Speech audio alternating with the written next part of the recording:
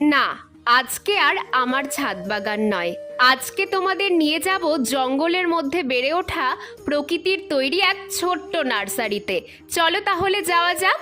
তোমরা আমার ছাদ বাগান থেকে যে ছোট্ট রাস্তাটা দেখতে পাও, সেখানে কত কি বেড়ে উঠেছে দেখো একবার। যার কৃতিত্ব আমার 1% থাকলেও বাকি 99% নেচারের তৈরি।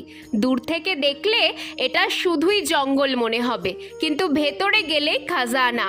কত রকমের নয়নতারা কোনো রকম যত্ন ছাড়াই বেড়ে উঠেছে এখানে। আর আমি সবচেয়ে বেশি খুশি হয়েছি এটা দেখে যে এখানে রজনীগন্ধা গাছও একা একাই হয়ে গেছে।